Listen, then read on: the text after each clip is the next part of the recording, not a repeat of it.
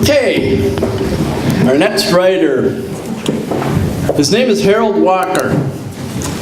Harold retired from the U.S. Marine Corps, where in 1969 and 1970 he served in Vietnam as a helicopter pilot. Following active duty, he remained in the Marine Corps Reserve as a Huey helicopter pilot, and his reserve squadron was activated for Desert Storm. He retired from the Marine Corps Reserve in 1996 with the rank of Lieutenant Colonel. His civilian occupations have included Special Agent in the Bureau of Alcohol, Tobacco, and Firearms, and as a Senior Special Agent in the Nuclear Regulatory Commission's Office of Investigations. Upon retiring yet again, third time now, he became a licensed private investigator. Harold has written extensively about his tour of duty in Vietnam, and that work is currently being serialized for the Marine Corps History Branch. Murder on the Floodways is Harold's first excursion into the world of literature. By utilizing his skills as an investigator, he undertook a 4-year investigation into a vicious killing that took place in his family's small bucolic cotton farm in southeast Missouri when he was 12 years old. And that's what he's going to be reading from tonight. Harold, please.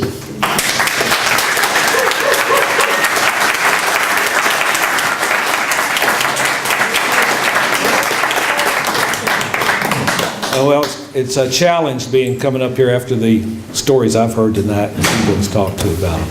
But like I said, this is my first opportunity to do this, and the story itself, it's called Murder on the Floodways, 1957. And I lived it along with some other people, and so I had to go back and retrace my steps and find out what happened.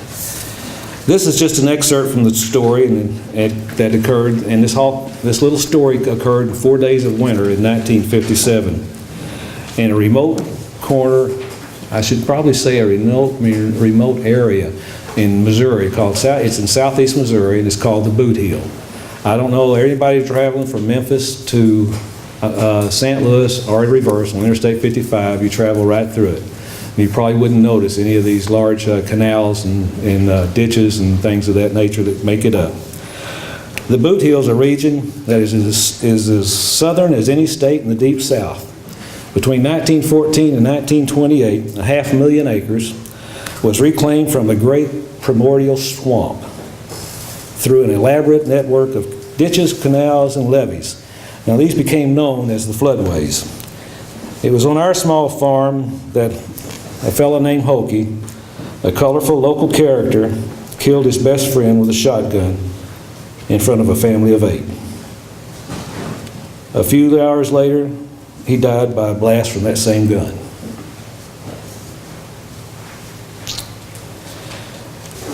This story I try to relive the chilling horror, the mystery, and the mournful aftermath of that cold December night as experienced by my family, as we were unexpectedly propelled into a night of terror. This excerpt takes place where I'm going to introduce a fellow by the name of Hokey. Donald Ray Busby was known to his friends and family alike as Hokey. How he got that name, no one really knows. I went back and there was no one that knew why he was ever called Hokey. At 22 years of age, however, 5 feet 8 inches tall and 130 pounds, he bore chiseled features, pale blue eyes, dark blonde hair, and he wore it in that popular rockabilly style of the 50s. He had a wide smile, even teeth, and he wore Levi's, when most farmhands in that era wore nothing more than overalls. He drove a fast car. He had a mean streak. And an aura of restlessness and mystery always surrounded him. To me, he was a cowboy. I thought of him as such. I was 12 years old at that time, and I couldn't remember when I didn't know Hokey. He was the oldest son of Bill and Ruth, and older brother of my best friend Raymond. On many lazy days during the summer of 1957, late in the day when an additional hour or so of daylight was available, and the sun seemed to stand still in the west before settling into the trees over the canals. I went fishing on the floodways with my best friend Raymond. Sometimes Hokey would drop by to see how we were doing, but I don't recall him ever fishing.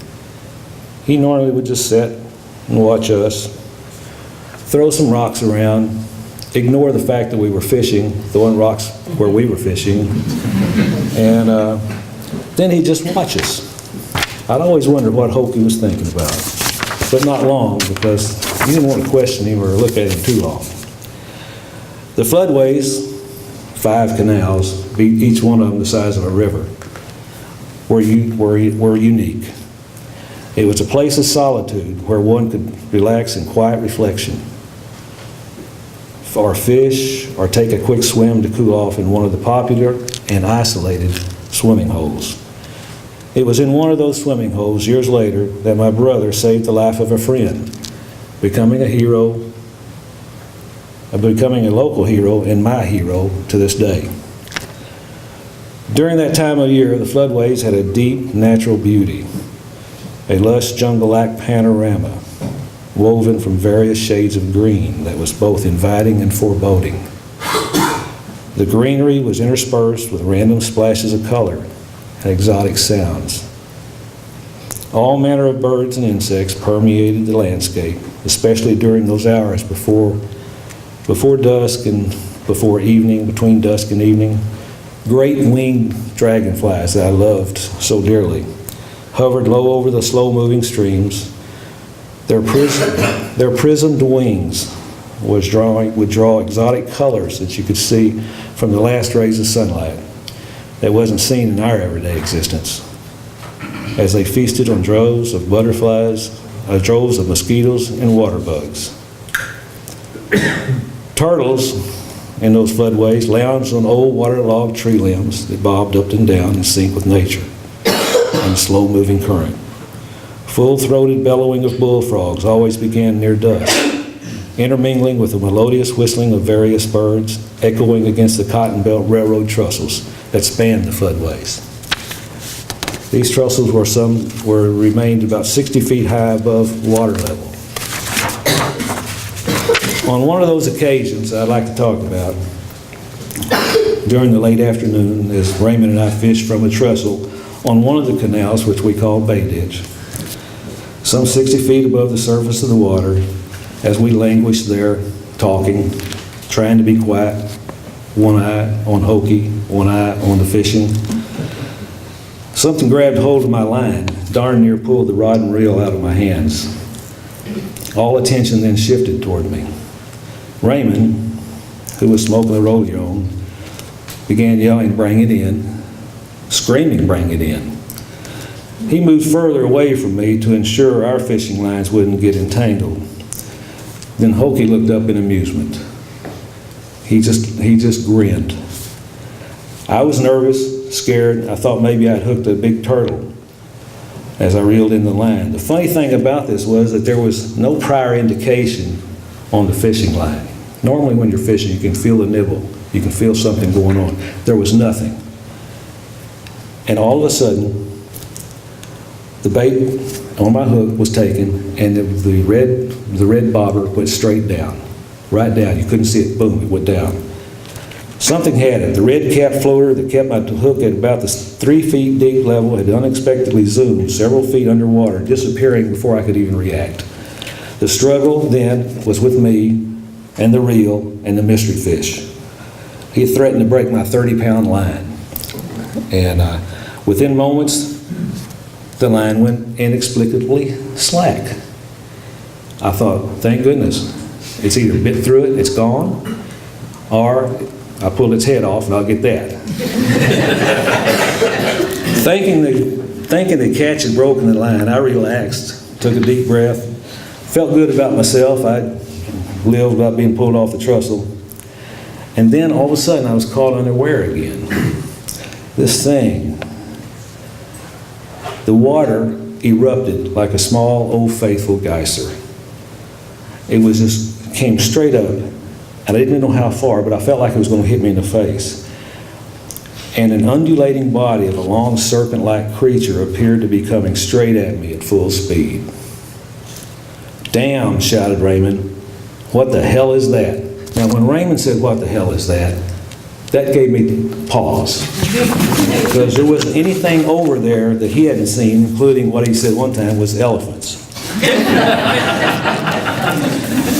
I stood up, my heart beating wildly, as any, I think I was 11 years old at that time, as the beast crashed back into the water, twisting and flopping in a frenzied attempt to free itself from the hook.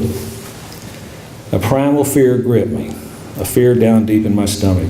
I could only think of one thing, that I had hooked a very large cotton-mouthed water moccasin. Now that's a terrible, deadly snake that plies the southern waterways. And Hokie, who sat nearby, he recognized the fear and the terror in my eyes. The creature probably weighed in between 12 to 15 pounds. Now that's a lot. 12-pound test line, that was pushing it. He was let me get this back. It was a gar, an alligator gar, a denizen of slow-moving southern waters, a much-feared megafish with a crocodile-like head and rows of sharp teeth. Has anybody here seen one? That's that description, isn't it? No one ever eats a gar. They shoot them from the safety of the trestles. They bludgeon them to death when caught on fishing lines. I'd never hooked one before and certainly had never seen one this big or this aggressive.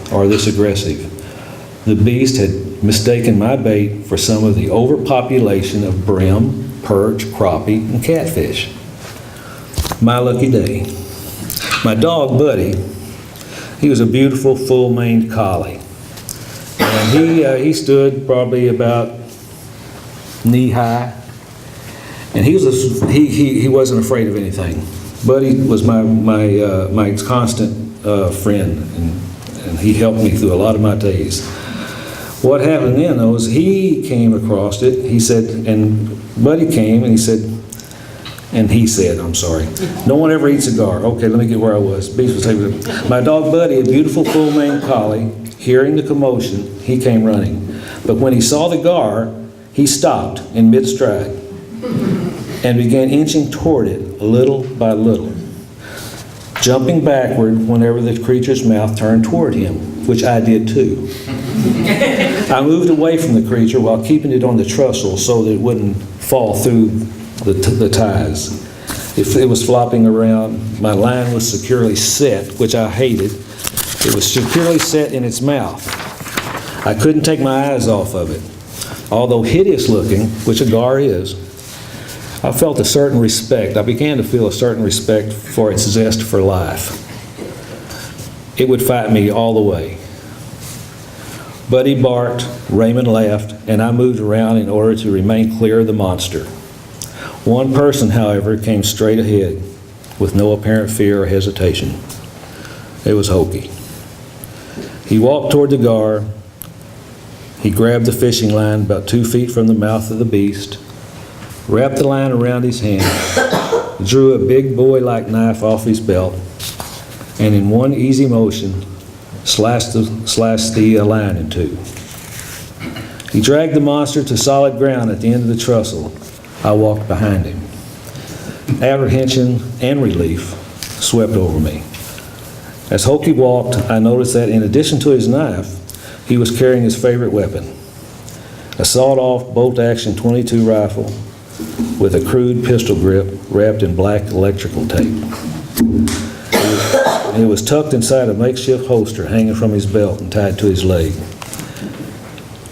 He always carried a gun of some kind, but this wasn't uncommon for the floodways, if for no other reason than to protect yourself from snakes and other wild creatures, including humans. Hokie laid the beast down on solid ground beside the railroad tracks just east of the trestle, then stepped back a couple of feet, looking at it like he was measuring it. He pulled out his holstered firearm, cocked it, and moved closer to the gar, placing the barrel of the gun within a few inches of the beast's head. Crack! A bullet entered the head of the gar, near its left eye, and blood gushed. I had seen the short rifle on many previous occasions. Hoki's normal firing stance with his gun was to fire it from the waist with both hands. His right hand wrapped around the pistol grip with his forefinger on the trigger and his left hand gripping the forearm of the gun. He practiced shooting at tin cans and snakes, yet, to my amazement, he was still an awful shot. He couldn't hit anything with any accuracy beyond a few feet with that homemade chopped-down firearm. I thought he went to an awful lot of trouble making that gun, when in my opinion, a shotgun would have been much more effective and easier to hold. Still, I wouldn't say any such thing to him, remembering he was kind of unpredictable. As he walked away from the gar, with 2 shots in the gar, there was still some feeble movement visible as the gar's gills pumped for water. And as if it was still in the water, it tried to swim away from this assault. Hokie, looking back, noticed the continued movement. He returned. Crack! Another bullet bit into the head of the monster, already bloodied from the assault it had endured. Finally, it lay still. Hokie holstered his gun, and rather than walk away, he nudged the beast with his toe. He nudged the beast with his toe a couple of times, and again, the beast moved. I couldn't believe it, but he did. I thought maybe it's just a death spasm. Hokie recoiled, just like Buddy. He jumped backwards, immediately enraged. God damn it, you son of a bitch, he shouted, showing a rage that seemed to come from nowhere. I stood transfixed. Raymond, his brother, turned his face away. Once again, pulling that big buoy from his belt, he grabbed the line still protruding from the beast's mouth. He dragged the gar up on the steel rails, carefully placing its head onto one of the rails and his left foot boot on the body of the gar, some 2 to 3 inches behind the gills. Then, with deliberate precision, he placed the razor-sharp buoy directly against the beast's leathery hide, next to his boot. In one swift motion, he drew the blade across the gar, cleanly slicing off its head. I watched as its eyes grew dim with death. Take that, you son of a bitch, he said. You're dead now, ain't you? Grinning, he grabbed hold of the fishing line, still protruding from the mouth of the beast, whose head was separated from the body, and carried the head high, like a trophy, back to the center of the trestle where Raymond and I stood. The headless body of Gar remained on the railroad tracks where the bludgeoning had taken place. Thanks, I said to Hokie with a nervous laugh. That thing sure scared the heck out of me. He grinned and said, well, it ain't going to scare nobody no more, is it? While tossing the creature's head in a high arc back into the ditch. It'll make good supper for the turtles and moccasins, and the rest can rot, as a reminder to the others. I wasn't quite sure what he meant about the others, but I wasn't going to ask. It was getting dark, and I'd had enough for this day, and was getting sick to my stomach after the bloody encounter. Grabbing my fishing pole, I tossed what remained of the red worms into the ditch. I felt like the fish deserved to eat undisturbed after all this. I bid goodbye to Raymond and Hokie as Buddy and I made our way home, giving wide berth to the body of the gar where flies were already beginning to gather. He'd be real ripe by tomorrow, I thought. I walked the railroad tracks back to where waist-high weeds covered the narrow path to the cotton field near my house. Buddy, ever my protector, took the lead in the tall weeds, watching for any transient moccasin that might be lying in wait. Living on the floodways meant you had to always be there, because you couldn't ever trust that a moccasin wouldn't be waiting on you and strike when you least expected it. Thank you very much.